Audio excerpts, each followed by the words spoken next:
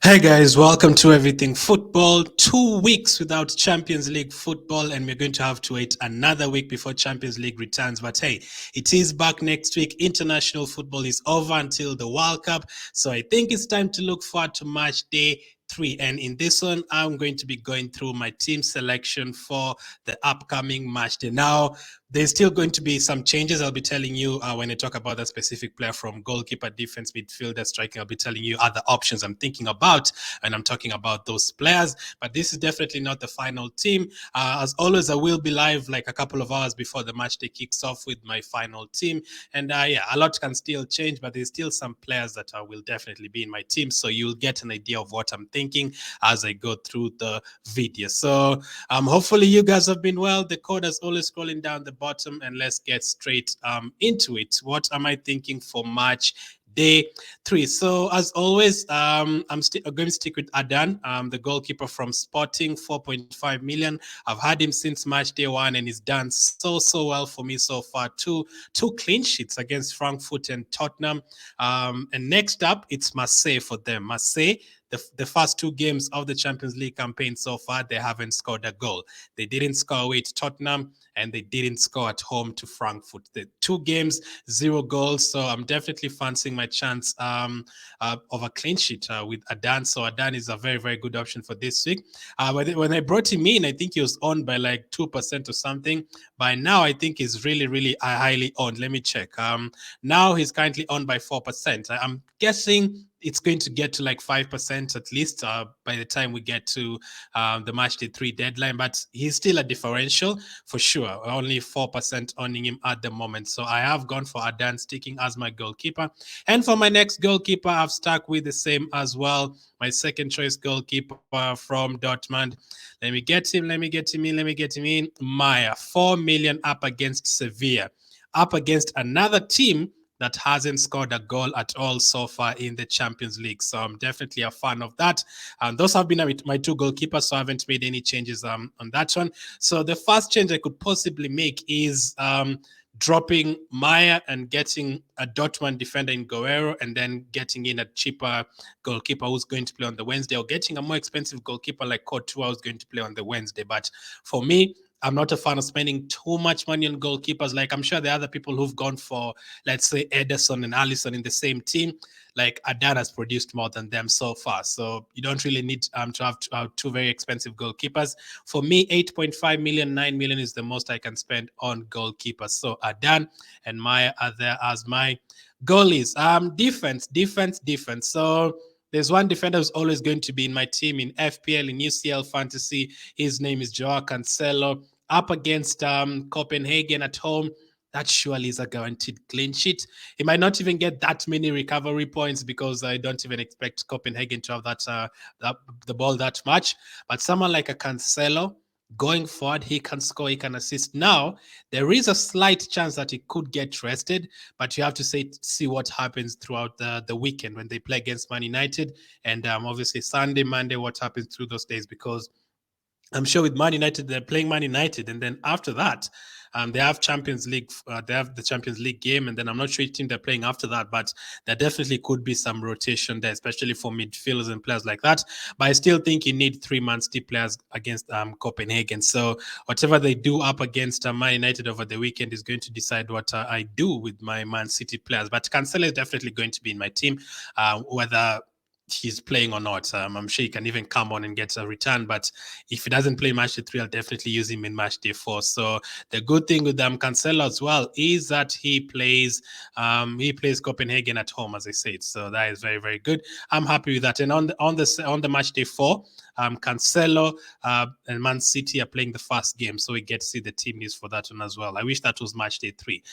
Next up, I have also stuck with my other defender, Meyer from Club Brugge, only 4.1 million, up against Atletico Madrid. Very good. I'd say actually very good game for him. I mean, Atletico Madrid is never the team that will score 4 or 5 goals against you. So the least you're expecting from a player like Meyer is like 3 points. If he picks up a recovery point, he's also managed to get an assist so far this season. 17 points so far in 2 games. I've had him since match day 1. Now many people had him as well, so I'm really, really happy to have had that differential. So those are the first 2 defenders in my team. And then the next 3 are new players in my side. The next 3 are new players in my side. Let's go to Bayern Munich. Remember, Bayern Munich are playing against Pilsen.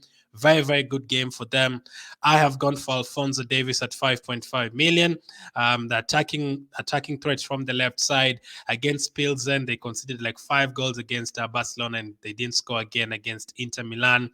Or they conceded 5 goals in the first game. They did score against Barcelona, but in the second game, they didn't score against Inter Milan, and they were at home. So away to Bayern Munich. You can argue, you can even go for double Bayern Munich defense, but I'm really not a fan of going for double defense ahead of double attack. I prefer going for 2 forward players from Man City and a defender, and 2 forward players from Bayern and a defender instead of the other way around. But depending on how things go this week, there still could be that option because there are so many midfielders I want in my team, and I'm sure it's the same for you. Like wildcard is supposed to help you out, but it kind of stresses you out because there's so many options you want and there's so many options you can get. So Alphonso Davies is there, but he might not be in my team by the time we get to that deadline. We get to see their teams before the deadline hits. So if someone like Upamecano or Lucas Hernandez is in the starting lineup at only 5 million, 5.1 million, definitely a good option to bring in the team if I need to spend that 0.5 million elsewhere. The next player I've included in my team is Ronaldo from Atletico Madrid. He's only going to cost you 4.5 million. He did luckily keep a clean sheet in match day 2. He got subbed off after the 60th minute, and then right after he got subbed off, they conceded a couple of goals, so he was lucky to keep the clean sheet. Up against Club Brugge, 2 match days, I would expect at least 1 clean sheet to one of those games, so I'd be happy with that. So Ronaldo is currently in my team at 4.5 million. Atletico Madrid playing Club Brugge twice. Now, the 5th defender is definitely giving me headaches. It can change a lot. It might end up being a City defender, someone like a Ruben Diaz or a Walker. It could end up being a Liverpool defender like a Van Dijk or a Matip. I think Trent is a bit expensive to get in my team. It could be any of those 2 guys. It could also end up being another Bayern Munich defender in case I can't get the forward players. But as of now, it is a Juventus defender. His name is Kostic. I watched him playing for his country. I think it was yesterday. Did okay.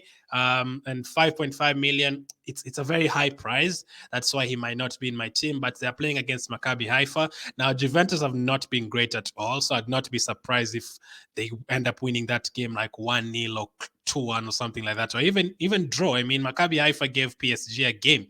They scored against PSG. They could have had a couple of more chances. They took more than 10 shots against PSG, so they were a threat against them. So against Juventus, I'd not be surprised if they score from a set piece or even from open play. So I've included Kostic for now, but that might change. It could end up being someone like a Danilo as well, who's cheaper. But as of now, that is how my defense is looking in Cancelo, Measure, Davis, Ronaldo, Kostic, Adan, and Maya. So I've covered City defense. I have covered the Bayern Munich defense. I've also covered Sporting defense, Juventus defense, and then Atletico Madrid and Club Brugge. I'll be hoping for a 0-0 there so that I can get double clean sheets. And also I've tried to mix it in terms of days. Measure, Davis, Ronaldo playing on the Tuesday, and Cancelo, Kostic playing on the Wednesday, and then Adan and Meyer are playing on Tuesday and Wednesday. Next up, let's talk about the midfielders. Again, this is where I've had a lot of trouble picking midfielders because there's so many that I want, but I've definitely not had trouble with the guy called Leroy Sané. That one is definitely going to be in my team. I think he's one of the best captaincy options as well for that first day. Leroy Sané up against Victoria Pilsen. Now, Mane was an option in match day 1 in the first match days of the season, but he hasn't really lived up to expectation that much, especially in the Champions League. Sané last season, I think he was the top scorer by a time like this, and right now as well, he's on 23 points, the highest scoring midfielder again. I was very, very glad to have him in match day 2 against Barcelona. He scored in that game, and I think if he starts in this one, you could easily get more than 10 points clean, 1 goal, 1 assist, or maybe even more than that. I would expect if he doesn't return in that game, I'd be very shocked. So I think many people will captain him in that first day, and I think not many people will have to change the captain from him to someone else because he will deliver. So Leroy Sané is the guy I've not had any trouble with. The next player I've also included in my team, I've had Bergwijn for the first 2 match days. He scored in match day 1, but I think it's a bit expensive if I want to get other players in. And I have gone for Kudus. Kudus is in my team at 5.2 million. I've seen him playing for his country as well during the international break. He's playing as a forward for Ajax, 5.2 million up against Napoli. That is a game I'm expecting to have a lot of goals, something like 3-2 or something crazy like that. And in the second leg, almost the same. So I'd go as far as saying in those 2 games, he'll have at least 5 goals in each of those games. So I'm expecting a lot of returns. Kudus is in my team. At only 5.2 million, he rose right after the match day 2 deadline, so he's gone up by 0.2 million. If you've had him since match day 1, congratulations. That is crazy. Never even considered him in match day 1. Yes, he's done well in their league and also in the Champions League so far, but I would have thought about Bergwijn, and not Kudus, but he's done well for 5.2 million. Next up, I have gone for a Bayern Munich midfielder. Remember, we are trying to get at least 3 Bayern Munich players up against Pilsen. And the third one I've gone for is Kimmich. Now, there's also the chance of going to Musiala. Musiala played very well for Germany against England. He looked a threat, like he was passing midfielders for fun. Incredible. But Kimmich is in my team because he's 0.4 million cheaper. He takes corners sometimes, he takes free kicks sometimes, he gets assists, he can get recovery points. Perfect position for him. So I think Kimmich is great for that role. And those are my 3 Bayern Munich players. I think I will definitely stick with Son and Kimmich, but as I said, Davis might still leave my team, but it's definitely going to be 3 Bayern Munich players, no doubt about that. The other new player I've brought into my team, by the way, the midfield, Kudus and Kimmich are new in my team. Real Madrid, Valverde is also new to my team. I've talked about him in a couple of videos. The links will be in the description. 6.5 million for a midfielder who's he's second in terms of assists for Madrid this season, and he's second in terms of goals for Real Madrid this season. He's done very well as well in the Madrid derby. Since Benzema got injured, him and Rodrigo have been very, very good. Rodrigo is a differential option. I talked about him in the differential video, or the players that you can still go for match day 3, the watch list. Rodrigo is one of them, especially if Benzema isn't fit. Some of you might still go for Vinicius and players like that. If you're playing a limitless, then you could easily go for someone like a Vinicius instead of Valverde. But I think there's actually no problem with having both of them. I think they'll get at least 3 goals against Shakhtar. So Valverde is in my team up against Shakhtar Donetsk. Done so well so far this season, 18 points for him. Next up in midfield, I've gone for a Liverpool midfielder. Remember, I talked about Rangers. Liverpool up against Rangers.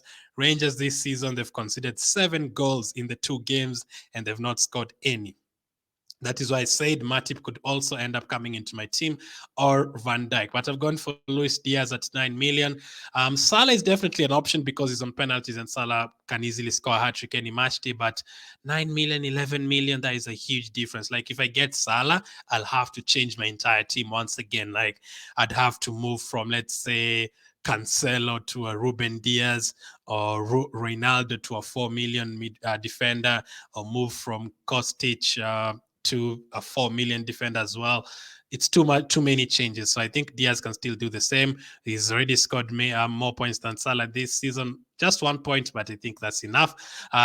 So Luis Diaz is there as well. So that is my midfield. I've covered Bayern Munich. I've covered Liverpool. I've covered Real Madrid, and I've covered Ajax. So as you can see, I currently don't have a Napoli player. I've removed Kvaratskhelia.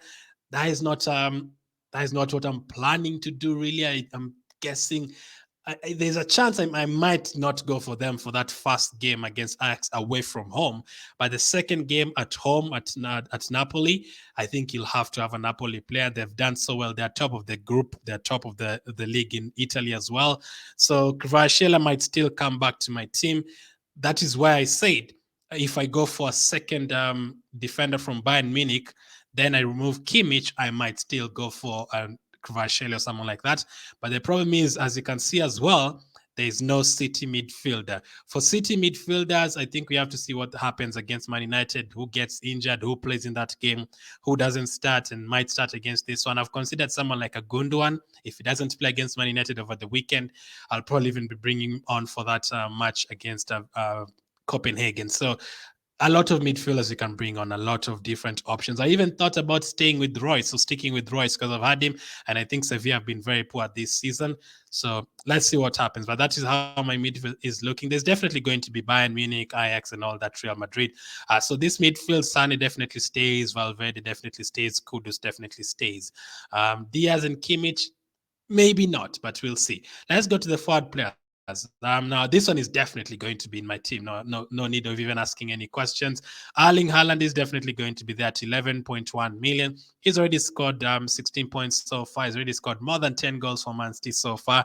Definitely a very, very good options and a very good option. Another player who's definitely going to be in my team, Kylian Mbappe. Now, all these are good captaincy options. Haaland, Sane, all these guys. Haaland against Copenhagen, if he starts, I can easily see a hat-trick. Kylian Mbappe is great. Now, I've seen some people going for Neymar instead of Mbappe. I actually don't blame you. I know Mbappe is very explosive, but Neymar himself is doing well. He's taken penalties from Brazil recently. He's scoring. When Mbappe is scoring, it's Neymar, Messi assisting, like we saw in MatchDay 2, as I said before that MatchDay. I'm not going to be surprised if all of them return, and all three of them returned: Messi, Mbappe, and Neymar, because they're all like assisting each other and scoring here and there. So even against Benfica, I think they'll still get 2 goals. So I've also thought about keeping Neymar, but the moment you keep Neymar as well at that price, or you keep both of them, it's not possible to have the likes of Diaz in midfield. So the only way I can have the likes of Diaz and Sane and all these guys in midfield is if I remove someone like a Neymar up front. But I'll see what happens over the weekend, especially, and then consider whether I'm going to drop Mbappe for Neymar. It's a risk because Mbappe is highly owned, way highly owned than Neymar. And then the next striker I have gone for is a player that I'm not happy owning, really. He's cheap, but I'm not really keen on owning him at all. Club Brugge striker. I've gone for where is he? Striker, juggler. Yeah. So 5.5. He's already scored 16 points, but not really be. He's not a Glenn pick. Let's just say there's those players that you have in your team, and you're like, nah, this is not a player I'd usually choose. I'm just going for him because everyone else is going for him, or because he has a good fixture, or because he's cheaper than everyone else. He's not really a kind of player that I would pick in my side, but he has scored a couple of goals so far. But as you can see with this team, I have 1.2 million. So I'll tell you what I might do. So in goal, Adan and Maya. Defense of Cancelo, Major, Davis, Ronaldo, and Kostic. A midfield of Sane, Kudus, Kimmich, Valverde, and Luis Diaz. And then a front line of Haaland, Mbappe, and Juggler. Now, changes.